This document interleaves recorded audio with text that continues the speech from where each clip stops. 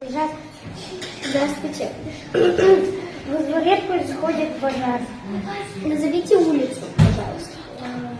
Город Абай, улица Абая. Что у вас именно горит? Сухие листья или ветки деревьев? Назовите фамилию и имя. Кузьма Макарович, в 4 классе. Сейчас я вам вызову пожарных. Спасибо.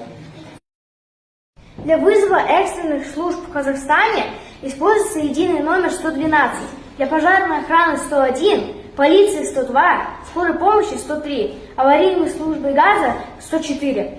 По телефону нужно обращаться за помощью только в экстренных случаях. Дождаться ответа оператора, отвечать на вопросы оператора. Четко следовать полученным инструкциям.